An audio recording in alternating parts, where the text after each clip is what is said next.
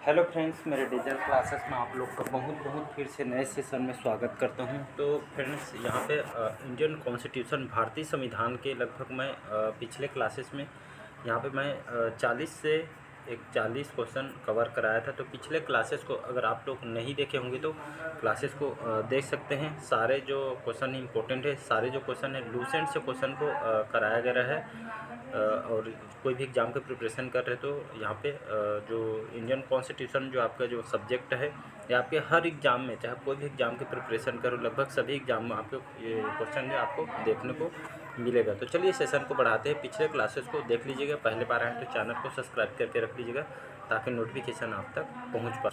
तो 42 क्वेश्चन हमारा, लोकसभा में स्पीकर के वोट को क्या कहा जाता है। तो लोकसभा में जो अध्यक्ष होते हैं, स्पीकर होते हैं, इनके वोट को क्या कहा जाता है। तो central vote, special vote, casting vote या आपके अलग वोट। तो इसका जो करेक्ट आंसर हो जाएगा स्पेशल वोट, कास्टिंग वोट कहा जाता है। ये क्वेश्चन जो आपके सीजीएल में क्वेश्चन को पूछा गया है, तो इम्पोर्टेंट है, इसको मार्क करके रख लीजिएगा, बहुत सारे एग्जाम में क्वेश्चन पूछा है। तो लोकसभा में जो स्पीकर होते हैं, इनके वोट को कास्टिंग वोट के नाम से जाना जाता है। इनका जो वोट होता है आपके गुप्त रूप से इसको डाली जाती है, तो इसको याद रखिएगा। अगला क्वेश्चन देखते हैं। भारतीय संविधान के किस अनुच्छेद के तहत मिजोरम राज्य के ऊपर विशेष प्रावधानों का उल्लेख किया गया है। तो अनुच्छेद आर्टिकल नंबर 371 जी में, या आपके अनुच्छेद 371 ई में, या अनुच्छेद 371 एफ में, या अनुच्छेद 371 डी में। तो इसका जो करेक्ट आंसर जो हो जाएगा आपका बी ऑप्शन करेक्ट आंसर हो जाएगा। तो अनुच्छेद 371 या आपका इसका ए ऑप्शन करेक्ट आंसर हो जाएगा। तो इसका अनुच्छेद 371 जी में, इस भारतीय संविधान की इस अनुच्छेद के तहत मिजोरम राज्य के ऊपर विशेष प्रावधानों का उल्लेख किया गया है, खास करके आपके यहाँ के जो ज़मीनी जो कार्यवाही वगैरह है। तो अनुच्छेद 371 जी में ये आपके खास करके पूर्वोत्तर राज्यों को विशेष दर्जा दिया गया है। तो 371 जी इसको याद रखिएगा, खास करके यहाँ के विशेष जनजाति संस्कृति और संरक्षण प्रदान करने के लिए आपके भारतीय संविधान में 371 जी में ये आपके मिजोरम राज्य पर विशेष प्रावधानों का उल्लेख यहाँ पे किया गया है। अगला क्वेश्चन देखते हैं। केंद्र और राज्य के संबंध निम्नलिखित किस अनुसूची में निहित या कौन से अनुसूची में आर्टिकल में बताया गया है केंद्र और राज्य के संबंध को।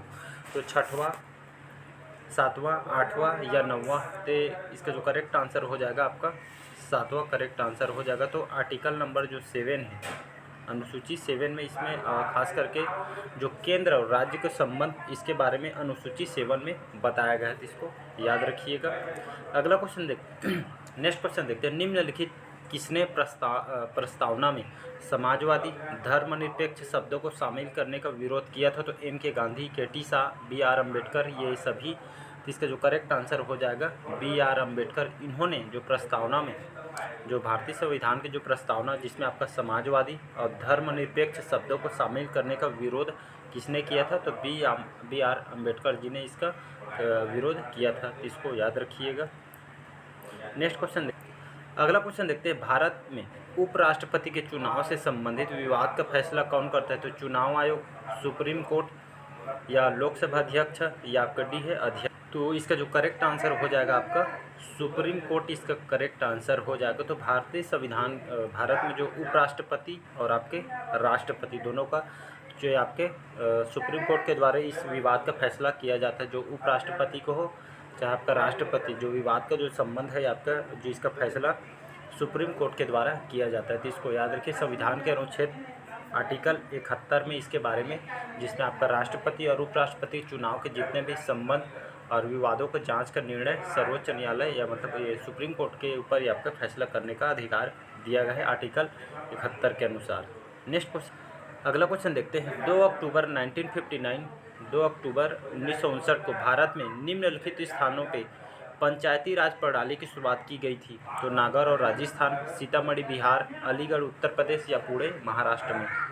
इसका जो करेक्ट आंसर हो जाएगा आपका नागौर और आपका राजस्थान। ये इंपॉर्टेंट क्वेश्चन है, बहुत बार क्वेश्चन रिपीट किए गए हैं। तो आपके नागौर और आपके राजस्थान। तो 1959 को भारत में इन दोनों स्थानों पे जो पंचायती राज प्रणाली की सबसे पहली यहाँ पे शुरुआत की गई थी। उस समय वहाँ के जो प्रधानमंत्री कौन थे। तो जवाहरलाल नेहरू उस समय जो कि यहाँ पे प्रधानमंत्री थे, हमारे भारत के प्राइम मिनिस्टर थे। तो इसको याद रखिए। 2 अक्टूबर 1959 को पंचायती राज जो व्यवस्था इसको लागू की गई है। तो इस दोनों वाला क्वेश्चन इंपॉर्टेंट। अगला क्वेश्चन देखते हैं, निम्नलिखित कौन सा निकाय न तो आपको संवैधानिक होता है और ना ही प्रकृति में वैधानिक है? तो वित्त आयोग, केंद्रीय जांच ब्यूरो, नेशनल ग्रीन ट्रिब्यूनल या आपके संघ लोक सेवा आयोग। इसका जो करेक्ट आंसर हो जाएगा संघ लोक सेवा आयोग और आपका निर्वाचन आयोग और जनजातीय आयोग जो है आपके या तो आपके न तो संवैधानिक होते हैं, आपके प्रकृति में वैधानिक होता है। तो इसको याद रखिएगा, इंपॉर्टेंट क्वेश्चन है। तो इसका डी ऑप्शन करेक्ट आंसर हो जाए। नेक्स्ट क्वेश्चन देखते हैं, भारतीय संविधान के किस अनुच्छेद में चुनाव आयोग के संबंध में प्रावधान है? कौन से आर्टिकल में चुनाव आयोग के बारे में बताया? तो अनुच्छेद 320 में, अनुच्छेद 324, 328, 330 में। तो इसका जो करेक्ट आंसर हो जाएगा आर्टिकल नंबर 324। तो भारतीय संविधान के अनुच्छेद 324 में चुनाव आयोग के बारे में बताया गया है। तो इसको याद रखिएगा, इंपॉर्टेंट क्वेश्चन है, कई बार एग्जाम में क्वेश्चन पूछा है। वर्तमान में चुनाव आयोग के अभी हेड कौन है? तो ओम बिरला, याद रखिएगा, अभी हेड हैं। अगला क्वेश्चन देखते हैं, निम्नलिखित कौन सा मंत्रालय केंद्रीय जांच ब्यूरो से जुड़ा हुआ है? तो कानून मंत्रालय, गृह मंत्रालय या आपके कार्मिक मंत्रालय या इनमें से कोई नहीं। तो इसका जो करेक्ट आंसर जो हो जाएगा गृह मंत्रालय, होम मिनिस्ट्री। तो आपके जो मंत्रालय है गृह मंत्रालय, केंद्रीय जांच ब्यूरो जिसे सीबीआई कहते हैं, तो इससे जुड़ा हुआ है गृह मंत्रालय से। तो इसको याद रखिएगा। अगला क्वेश्चन देखते हैं, अनुच्छेद खाली स्थान के अनुसार राज्य परिषद का गठन या तो समाप्त किया जा सकता है या तो गठन किया जा सकता है। कौन से आर्टिकल में बताया गया? अनुच्छेद 167, 168, 169, 170 में। इसका जो करेक्ट आंसर हो जाएगा आर्टिकल नंबर 169, ये आपका बताएगा। तो अनुच्छेद 169 में या आपके राज्य परिषद का तो गठन किया जा सकता है या तो इसको समाप्त किया जाता है। ये आपके संसद के ऊपर डिपेंड रहता है। तो इसको याद रखिएगा। अगला क्वेश्चन देखते हैं, भारत में कानूनी संप्रभुता किसमें निहित होती है? तो कानून के बारे में किसमें बताया गया है या किसमें आधारित है? तो राष्ट्रपति पे, न्यायपालिका, संसद या संविधान। इसका करेक्ट आंसर हो जाएगा संविधान। तो भारत में कानूनी संप्रभुता जो आपको संप्रभुता है ये आपके संविधान में निहित होती है।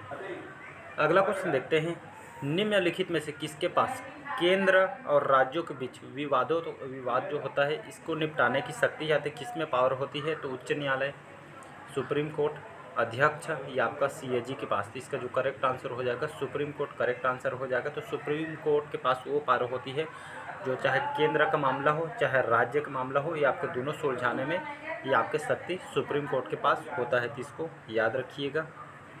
अगला क्वेश्चन देखते हैं, स्वतंत्र भारत के 5वें स्वास्थ्य मंत्री कौन हैं और आपके पहले स्वास्थ्य मंत्री भी हैं? तो मौलाना अब्दुल कलाम आज़ाद, सरदार वल्लभ भाई पटेल, विजय लक्ष्मी पंडित या राजकुमारी अमृत कौर। तो इसका जो करेक्ट आंसर हो जाएगा राजकुमारी अमृत कौर, ये आपके लखनऊ के रहने वाली हैं। तो ये आपके स्वतंत्र भारत के 5वें और पहले स्वास्थ्य मंत्री हैं। तो इसको याद रखिएगा। अगला क्वेश्चन देखते हैं, यहाँ पे लोकसभा के पहले स्पीकर कौन थे? तो एस राधाकृष्णन जी, सदर हुकुम सिंह, जीवी मावलंकर या इनमें से कोई नहीं। थी। इसका करेक्ट आंसर हो जाएगा जीवी मावलंकर। इनको गणेश वासुदेव मावलंकर कहा जाता है। इनका जो 1952 से 1956 तक इनका मतलब यहाँ पे पद पे कार्यरत थे।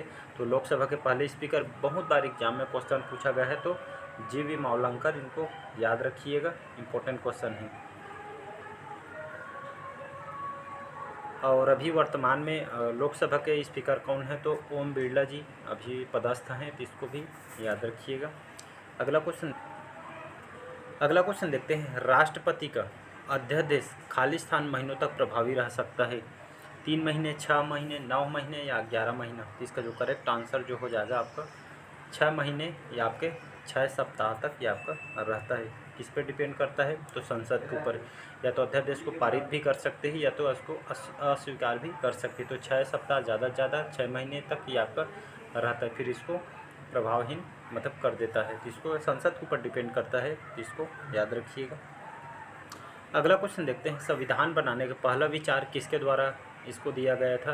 तो एम.एन. रॉय, जवाहरलाल नेहरू, सरदार पटेल या महात्मा गांधी जी। इसका जो करेक्ट आंसर हो जाएगा एम.एन. राय। इनके द्वारा 1934 में एम.एन. राय द्वारा उसको प्रस्तावित किया गया था कि संविधान बनाने का पहला विचार इनके द्वारा लाया गया था। इसको याद रखिएगा। इसके जो करेक्ट आंसर हो जाएगा आपका एम एन राय करेक्ट आंसर हो जाएगा।